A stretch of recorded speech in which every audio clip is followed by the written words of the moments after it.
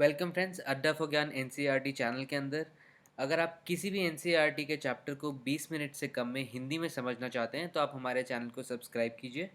किसी भी वीडियो को हमारे चैनल में ढूंढना काफ़ी आसान है। आपको सिर्फ और सिर्फ यूट्यूब की जो सर्च बार है उसमें जाके लिखना है अड्डा फॉर ज्ञान एनसीईआरटी, क्लास का नाम, सब्जेक्ट का नाम और चैप्टर का नंबर।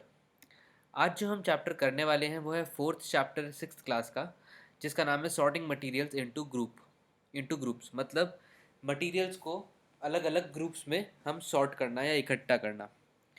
दोस्तों, इस चैप्टर को इन्होंने 6 पार्ट में समझाया है। पहले पार्ट में ये समझाते हैं कि क्या क्या ऑब्जेक्ट्स हैं, उसमें बताते हैं ये हमारे आसपास। जस्ट ये ऑब्जर्वेशन वाली चीज़ है, ये हमें ज्ञात करवाते हैं कि क्या क्या चीज़ें हैं हमारे आसपास। उसके बाद फिर हमें थोड़ा सा ये डीप में ले जाते हैं उन सब चीज़ों के बारे में, बताते हुए कि क्या क्या प्रॉपर्टीज़ हैं उनकी।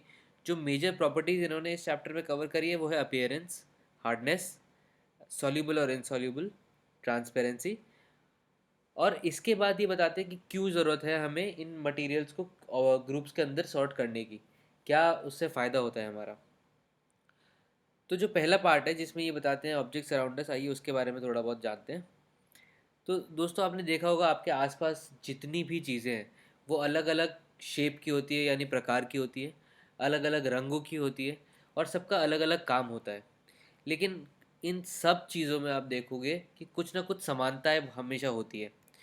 तो जैसे कि आप देखिए, अगर मैं आपको बोलूँ कि आपके घर पे आपके आसपास देखिए क्या क्या चीज़ों का आकार गोल है, तो आप उसमें देखेंगे बॉल भी आ जाती है, फुटबॉल भी आ जाती है। अगर आप सेब को भी देखेंगे तो करीब करीब उसका गोल सा आकार होता है। और आप संतरों को देखेंगे या ऑरेंजेस को देखेंगे तो उनका भी गोल आकार होता है। तो ये चारों चीज़ों का गोल आकार है। चारों अलग अलग चीज़ें हैं। बॉल और फुटबॉल फिर को उनको एक ग्रुप में आप डाल सकते हैं कि ये मेरे खेलने की चीज़ें हैं। और इसी तरीके से एप्पल और ऑरेंज को आप एक ग्रुप में डाल सकते हैं कि ये फ्रूट्स है। तो ये इन दोनों की अलग अलग प्रॉपर्टीज़ है, सारों का गोल होते हुए भी अगर आप देखेंगे तो अलग अलग इनको और ग्रुप्स में हम डिवाइड कर पाते हैं। तो फिर दोस्तों, एक और एक्टिविटी करते हैं जिससे कि हम ये समझेंगे कि आप एक ही मटेरियल से बहुत सारे ऑब्जेक्ट बना सकते हैं, और एक ही ऑब्जेक्ट जो है वो काफ़ी सारे मटेरियल से बना हो सकता है। जैसे कि अगर आप लकड़ी देखेंगे तो लकड़ी से चेयर भी बनी हुई होती है, टेबल भी बनी हुई होती है, पेंसिल भी बनी हुई होती है, बेड भी बना हुआ होता है। तो एक ही मटेरियल है लकड़ी, उससे काफ़ी सारी चीज़ें बन गई है। उसी तरीके से अगर आप पेपर से देखेंगे तो बुक्स भी बनी हुई होती है, न्यूज़पेपर भी बना हुआ होता है, कैलेंडर भी बना हुआ होता है।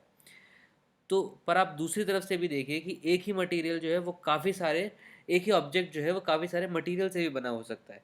जैसे कि प्लेट की हम बात करें तो प्लेट स्टील की भी हो सकती है, प्लेट कांच की या ग्लास की भी हो सकती है, प्लेट प्लास्टिक की भी हो सकती है। पेन की अगर हम बात करें तो पेन जो है वो प्लास्टिक का भी हो सकता है, पेन जो है वो मेटल का भी हो सकता है। तो दोनों तरीके से पॉसिबल है ये चीज़ें। तो आइए अब थोड़ा बहुत प्रॉपर्टीज़ ऑफ मटेरियल्स को थोड़ा डीप में हम जानते हैं कौन कौन सी प्रॉपर्टीज़ इन्होंने बताई। जैसे कि मैंने बताया दोस्तों, इन्होंने अपीयरेंस बताया, हार्डनेस बताया, सॉल्युबल और इंसॉल्युबिलिटी के बारे में बताया, ट्रांसपेरेंसी के बारे में बताया, फ्लोटिंग और सिंकिंग यानी कि कौन सी चीज़ें तैरती है और कौन सी चीज़ें डूब जाती है। इन सब चीज़ों के बारे में इन्होंने इस चैप्टर में बताया है। सबसे पहला जो है अपीयरेंस। दोस्तों, काफ़ी सारे जो मटेरियल्स हैं वो एक दूसरे से काफ़ी अलग अलग लगते हैं। जैसे कि अगर आप लकड़ी को देखेंगे और लोहे को देखेंगे, वो दोनों दिखने में एक दूसरे से काफ़ी अलग है।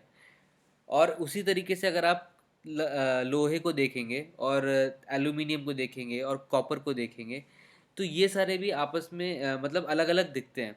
लेकिन इन तीनों में एक समानता भी है। आयरन, कॉपर और एल्यूमिनियम, ये तीनों चीज़ें जो हैं ये चमकती है, इनमें कुछ ना कुछ शाइन होती है। पर वो लकड़ी के अंदर अगर हम देखेंगे तो लकड़ी में खुद की कोई शाइन नहीं होती है, चमक नहीं होती है। ठीक है। तो मेटल्स में हमने देखा कि चमक होती है, तो ग्रुप करने से सारी चीज़ों को तो हम ये भी देख पाए, इसकी एक प्रॉपर्टी है कि मेटल्स जो है वो चमकते हैं। ठीक है। और वुड नहीं चमकती है, तो वुड मेटल नहीं है। तो ये इस तरह से पता लगता है कि जब हम ग्रुप कर देते हैं ऑब्जेक्ट्स को, जब एक साथ ऑब्जेक्ट्स को देखते हैं तो हम उनकी प्रॉपर्टीज़ किस तरीके से समझ पाते हैं और पढ़ पाते हैं। दूसरी जो चीज़ है वो है हार्डनेस। हार्डनेस का क्या मतलब होता है दोस्तों, जब हम कोई ऑब्जेक्ट को लेते हैं, कोई चीज़ को लेते हैं, कोई वस्तु को हमारे हाथ में लेते हैं, और अगर वो ईजीली कंप्रेस मतलब आसानी से अगर वो दब जाती है, या फिर उसको हम आसानी से उस पर खरोच कर सकते हैं बहुत आराम से, तो फिर वो जो चीज़ें होती है वो यूजुअली सॉफ्ट होती है।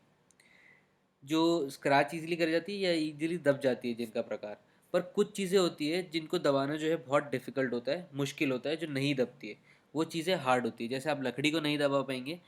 और उसी तरीके से दूसरा एक एग्जांपल है कि आप स्पॉन्ज बॉल को देखेंगे तो उसको दबा लेंगे आप, लेकिन अगर आप आयरन रॉड को देखेंगे तो उसको नहीं दबा पाएंगे, उसको उसका प्रकार नहीं चेंज कर पाएंगे आप, इसलिए वो हार्ड है। तो आप ये भी देखेंगे साथ में कि इन दोनों चीज़ों की एक एक प्रॉपर्टी तो ये है कि ये इसको हम इसका प्रकार बदल सकते हैं और एक का प्रकार नहीं बदल सकते हैं। साथ ही साथ हमें अपीयरेंस भी देखनी चाहिए चीज़ों की, कि स्पॉन्ज बॉल जो है उसमें वो थोड़ा डल है अपीयरेंस में, और आयरन जो है, जो लकड़ी की रॉड है, उसमें शाइन है खुद की अपीयरेंस की। ठीक है। तो तीसरा जो चीज़ है जो हम पढ़ने वाले हैं वो है सॉल्युबिलिटी और इनसॉल्युबिलिटी। इसके लिए दोस्तों एक एक्टिविटी करके देखते हैं। तो आप क्या लेते हैं कि आप शुगर यानी कि चीनी, सॉल्ट नमक, चॉक पाउडर जो चॉक का पाउडर होता है, मिट्टी, सॉडस्ट जो लकड़ी का बुरादा, ये सारी चीज़ों को हम एक बार लेके आते हैं। फिर बीकर लेते हैं, बीकर के अंदर पानी डालते हैं, और पानी के अंदर जब हमने डाला तो इन चीज़ों को देखिए किस तरीके से कौन सी चीज़ें घुल जाती है पानी के अंदर और कौन सी चीज़ें नहीं घुलती है। तो दोस्तों नमक आपने देखा कि पूरी तरीके से घुल जाता है, और ये आपको पता भी है, आपने करके भी देखा होगा कि नमक को जब आप पानी में डालेंगे और उसे पूरा चम्मच से हिलाएंगे तो वो पूरी की पूरी तरह से घुल जाता है पानी के अंदर। और आप चीनी को देखेंगे तो चीनी को भी अगर आप बहुत देर तक अगर पानी में घोलते रहेंगे तो वो भी पूरी तरीके से घुल जाएगी और आपको बिल्कुल भी नहीं नज़र आएगी। यहीं आप अगर मिट्टी को देखेंगे, मिट्टी को आप पानी में डालिए, वो घुल तो जाएगी लेकिन वो गायब नहीं होगी, वो डिसअपियर नहीं होगी, वो पानी में आपको दिखेगी कि हाँ इसके अंदर मिट्टी है। उसी तरीके से चॉक पाउडर को आप डालेंगे तो वो थोड़ा बहुत घुलेगा, पूरा नहीं घुलेगा, आपको पता रहेगा कि हाँ इसके अंदर चॉक पाउडर है, पूरा नहीं घुलेगा चॉक पाउडर भी। और उसी तरीके से लकड़ी का बुरादा जो है वो भी आपको पूरी की पूरी तरह से दिख जाएगा, और लकड़ी का बुरादा जो है वो आपको पानी में दिखेगा तैरता हुआ भी। तो दोस्तों अब इन सब चीज़ों को देख के घुलना और ना घुलने से क्या पता लगता है, सॉल्युबल है वो चीज़ पानी के, घुलना का मतलब सॉल्युबिलिटी होती है, तो क्या वो चीज़ सॉल्युबल है पानी में या फिर वो नहीं है। जैसे कि जो चीज़ें पानी में पूरी तरीके से घुल जाती है और गायब हो जाती है, उन चीज़ों को हम सॉल्युबल बोलते हैं पानी के अंदर। और जो चीज़ें पूरी तरीके से नहीं घुलती है पानी के अंदर, जब हम उसको काफ़ी देर तक पानी के अंदर हिला भी ले या स्टर भी कर ले, तो वो इनसॉल्युबल होती है पानी के अंदर। दोस्तों अगली जो प्रॉपर्टी है वो है ट्रांसपेरेंसी। ये तीन तरीके की हो सकती है, या तो ट्रांसपेरेंट होगा कोई ऑब्जेक्ट, या तो ट्रांसलूसेंट होगा कोई ऑब्जेक्ट, और या फिर ओपेक होगा कोई ऑब्जेक्ट। इन तीनों का क्या मतलब होता है आइए जानते हैं। ट्रांसपेरेंट दोस्तों वो मटेरियल्स होते हैं, वो चीज़ें होती है जिसके थ्रू, जिसके पार पार आप पूरी क्लियरली देख सकते हैं। अगर आप किसी भी चीज़ के आर पार पूरी तरीके से देख पा रहे हैं तो इसका मतलब वो ट्रांसपेरेंट है। जैसे कांच, आप जानते हैं कांच के आप आर पार आराम से देख लेते हैं, तो वो ट्रांसपेरेंट हुआ। पानी भी अगर हम रखेंगे और दूसरी तरफ अगर कुछ होगा तो आपको दिख जाएगी चीज़ें, तो ये भी ट्रांसपेरेंट होगा। हवा हमें पता है दोस्तों, तभी हम एक दूसरे को देख पाते हैं, तो हवा जो है वो ट्रांसपेरेंट है, हवा जो मीडियम है। कुछ कुछ प्लास्टिक्स जो है वो भी ट्रांसपेरेंट होते हैं, सारे नहीं। और अगर ट्रांसलूसेंट की हम बात करें तो ट्रांसलूसेंट दोस्तों वो ऑब्जेक्ट होते हैं जिनसे आपको आर पार थोड़ा दिख तो जाएगा पर उतना क्लियरली नहीं दिखेगा, थोड़ा बहुत दिखेगा, पूरा क्लियरली नहीं दिखेगा। तो जैसे अगर कोई ऑयल्ड पेपर है, पेपर पे अगर ऑयल लगा हुआ है तो उसके आस आर पार आपको दिख तो जाता है पर उतना क्लियरली नहीं होता, तेल लगा हुआ होता है तो। और कुछ तरीके के कांच भी ऐसे होते हैं जिनसे थोड़ा बहुत आपको आसपास दिखता है, पूरा आर पार नहीं दिखता है। तो उन ऑब्जेक्ट्स को हम ट्रांसलूसेंट बोलते हैं, जिनसे कुछ ही चीज़ें हमें दिख पाती है, पूरा क्लियरली दूसरी तरफ नहीं दिख पाता। और दोस्तों ओपेक की बात करें, वो मटेरियल्स होते हैं जिनसे हमें दूसरी तरफ बिल्कुल नज़र नहीं आता। जैसे कि अगर आपके सामने, आंखों के सामने मैं लकड़ी रख दूंगा तो आपको दूसरी तरफ नहीं नज़र आएगा। अगर आपके सामने कोई मेटल का कंटेनर या फिर कोई कार्डबोर्ड रख दूंगा या फिर कार्टन रख दूंगा मैं, तो ये इससे आपको दूसरी तरफ नहीं दिखेगा। तो इसलिए इन ऑब्जेक्ट्स को हम ओपेक बोलते हैं। तो इस फिगर से भी दोस्तों आप समझ सकते हैं कि ट्रांसपेरेंट वो होते हैं जो कि सारा का सारा लाइट जो है वो पूरी तरह दूसरी तरफ भेज देते हैं, तो आपको दूसरी तरफ आराम से दिख जाता है। ट्रांसलूसेंट जो है ये वो चीज़ें होती है जिनसे कुछ कुछ आपको दूसरी तरफ दिखता है पर पूरी तरीके से दूसरी तरफ नहीं दिख पाता है। और ओपेक दोस्तों वो चीज़ें होती है जहाँ से आपको दूसरी तरफ बिल्कुल नहीं दिख पाता है। तो अब ये हम देख लेते हैं कि क्या ज़रूरत पड़ती है, क्यों हम सारी चीज़ों को एक साथ ग्रुप करके उनकी प्रॉपर्टीज़ के साथ पढ़ना चाहते हैं। तो दोस्तों इससे दो चीज़ें होती है। सबसे पहली चीज़ जो होती है वो आप उनको लोकेट कर पाते हैं इजीली। अगर आपको पता है कि कुछ चीज़ें ग्रुप्ड रहती है, जैसे उनको तो वो कहाँ होगी वो भी आपको पता रहता है। उसी तरीके से जैसे आप सब्जियां है सब एक साथ होती है तो आप ग्रुप करके रखते हैं, सब्जियों को एक साथ रखते हैं, फल और सब्जी आपके किचन में पता है आपको कहाँ है। तो जब आप ये ग्रुप करके रखते हैं उनको एक साथ ही, तभी आपको पता है कि किचन में जाके मेरे को ये चीज़ें मिलेगी। दूसरी चीज़ जो है स्टडी देयर प्रॉपर्टीज़, तो आप उनकी प्रॉपर्टीज़ भी पढ़ सकते हैं। जब वो एक साथ होती है तो आप देखते हैं उनमें क्या समानताएं हैं और क्या उनमें क्या चीज़ें उनमें समान नहीं है, क्या चीज़ें उन्हें अलग बनाती है। तो इससे आप उसको और अच्छी तरह समझ पाते हैं, उस वस्तु को, उस ऑब्जेक्ट को, उस मटेरियल को। तो इसलिए ये दो रीज़न है जिसकी वजह से आपको दोनों सारे मटेरियल्स को ग्रुप करने में ग्रुप करना चाहिए और आपको उनको पढ़ना चाहिए। तो दोस्तों अब कुछ प्रॉपर्टीज़ हम देख लेते हैं कुछ मटेरियल्स की, जिसमें कि हमने जो पांचों चीज़ें पढ़ी है उनको थोड़ा हमें और समझ में आएगा। जैसे अगर आप नमक को लेंगे, लंप ऑफ सॉल्ट को लेंगे, तो इसका अपीयरेंस जो है क्या होगा, नमक का अगर वो जमा हुआ नमक है, सॉल्ट है, तो उसका अपीयरेंस जो है वो हार्ड होगा, वो सॉफ्ट नहीं होगा। ट्रांसपेरेंसी अगर आप देखेंगे तो ओपेक होगा, उसके आर पार आप नहीं देख पाएंगे। और ये जो चीज़ है इसको अगर आप पानी में डालेंगे तो ये पानी में डूब जाएगा, तो ये फ्लोट नहीं करेगा पानी के अंदर। और पर ये सॉल्यूबल होगा, अगर इसको काफ़ी देर तक अगर आप पानी में घोलेंगे तो ये सॉल्यूबल होगा। उसी तरह से कैसे दोस्तों घास, घास जो है उसका अपीयरेंस जो है वो कैसा दिखता है, आपको दिखने में सॉफ्ट होती है घास, ठीक है। और पर क्या आप घास के आर पार देख सकेंगे, अगर मैं बहुत सारी घास को अगर आपके सामने रख दूँगा क्या आपको दूसरी तरफ दिखेगा, नहीं। तो इसका मतलब घास जो है वो ओपेक हो जाएगी। और अगर आप घास को पानी के अंदर डालेंगे दोस्तों तो घास जो है वो डूबेगी नहीं, वो घास जो है वो तैरेगी। तो इसकी एक प्रॉपर्टी है कि ये फ्लोट करेगा वाटर पे।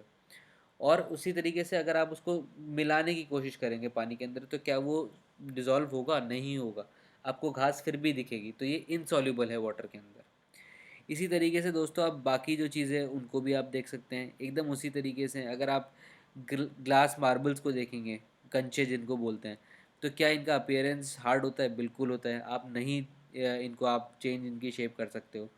क्या ये ट्रांसपेरेंट होते हैं, हाँ, आपको इनके आर पार दिख जाता है। जो कंचे होते हैं रंग वाले नहीं, जो एकदम प्लेन वाले कंचे होते हैं उनसे आपको आर पार दिख जाता है। अगर आप इसको पानी में डालेंगे तो क्या होगा, वो कंचा नीचे डूब जाएगा, तो इसका मतलब it will sink in water, वो पानी में नीचे चला जाएगा। और क्या आप उसको पानी में मिलाने की कोशिश करेंगे तो वो मिलेगा नहीं, तो इसलिए वो इनसॉल्यूबल है वाटर के अंदर। तो इसी तरीके से इन्होंने बाकी चीज़ों के बारे में भी बताया है किताब के अंदर। तो दोस्तों अब जल्दी से समरी देख लेते हैं हम इस चैप्टर की। समरी में सबसे पहला पॉइंट है जो हमने पहला पार्ट पढ़ा भी था, कि हमारे आसपास जो ऑब्जेक्ट्स हैं वो अलग अलग मटेरियल से बने होते हैं।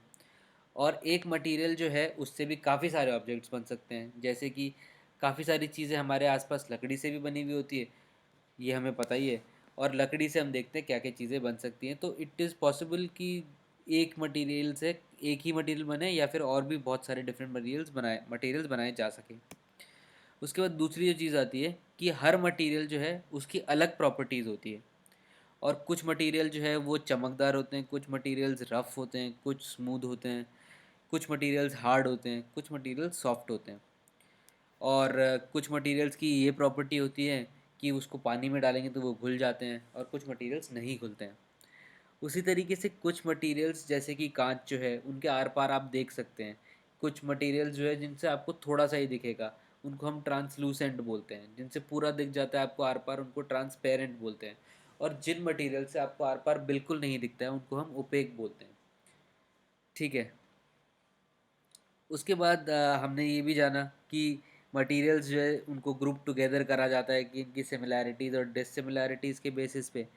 और उसके बाद फिर जो चीज़ें हम एक साथ ग्रुप करते हैं तो उनका पढ़ना या उनको समझना और डिटेल के अंदर वो आसान हो जाता है।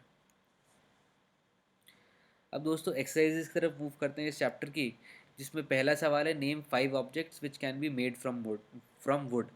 लकड़ी से हम कौन से 5 चीज़ें बना सकते हैं। तो ये बहुत ही आसान सवाल है दोस्तों। चेयर, टेबल, गेट, खिड़की और कबर्ड, ये पांचों लकड़ी से बनते हैं और ये आपके घर में आपने देखे भी होंगे। दूसरा जो सवाल है उसमें ये बोलता है select those objects from the following which shine. इनमें से कौन सा ऑब्जेक्ट्स हैं जो चमकता है। ग्लास बोल है पहला ऑप्शन, दूसरा है प्लास्टिक टॉय, तीसरा है स्टील स्पून और चौथा है कॉटन शर्ट। तो इसमें से आपको क्लियरली पता है कि दो चीज़ें हैं जो चमकती है, वो है ग्लास बोल और स्टील स्पून। तीसरा जो सवाल है वो ये है कि match the objects given below with the materials from which they could be made. Remember an object can be made from more than one material and a given material could be used for making many objects. ये वही property है जो इन्होंने बताई है सवाल के अंदर। और सवाल बस इतना है कि आपको ये बताना है कि ये जो इन्होंने ऑब्जेक्ट दिए हैं, कुछ ऑब्जेक्ट्स आएंगे आपके पास एक कॉलम में, वो कौन कौन से मटेरियल से बन सकते हैं। तो देखिए ऑब्जेक्ट्स जो है वो आपके पास बुक, टम्बलर, चेयर, टॉय और शूज़ है। तो आइए बुक जो है वो किससे बन सकती है। बुक दोस्तों आपको क्लियरली पता है कि सिर्फ और सिर्फ पेपर से बन सकती है, तो फर्स्ट का आंसर जो है वो सी हो जाएगा। दूसरा जो है सवाल वो है टम्बलर। टम्बलर हमें पता है ग्लास से बनता है, तो इसलिए दूसरे का आंसर जो है वो ए हो जाएगा। तीसरा जो है चेयर। चेयर दोस्तों आपने प्लास्टिक की भी देखी होगी, आपने वुड की भी देखी होगी चेयर, तो इसका मतलब चेयर का जो आंसर है वो बी भी हो सकता है और ई भी हो सकता है। उसके बाद चौथी जो चीज़ है टॉय यानी कि खिलौना। तो ये भी दोस्तों आपका लकड़ी से बना हुआ खिलौना भी होता है, प्लास्टिक से बना हुआ खिलौना भी होता है, तो ये भी बी और ई दोनों हो जाएगा। और उसी तरीके से जूते जो है, जूते आपने देखे होंगे कि लेदर के शूज़ होते हैं, तो पाँचवें का आंसर जो है वो टी हो जाएगा। अब अगले सवाल की तरफ मूव करते हैं दोस्तों। उसमें इन्होंने ट्रू और फॉल्स पूछा है, यानी कि सही और गलत बताना है हमें इन सवालों में। तो पहला सवाल है stone is transparent while glass is opaque. ये दोस्तों बिल्कुल गलत है, उल्टा होता है इसका। ग्लास जो है वो ट्रांसपेरेंट होता है और स्टोन जो है वो ओपेक होता है, तो इसलिए ये फर्स्ट स्टेटमेंट जो है वो फॉल्स हो जाएगा। दूसरा स्टेटमेंट है कि notebook has lesser wire eraser does not.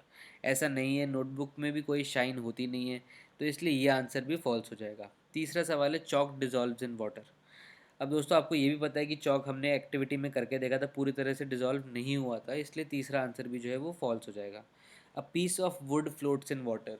दोस्तों ये आपको पता है वुड की प्रॉपर्टी होती है, अगर आप उसको पानी में डालेंगे तो वो फ्लोट करेगी, तो इसलिए ये आंसर सही है, ये आंसर ट्रू है इसका। पांचवा जो सवाल है वो है sugar does not dissolve in water.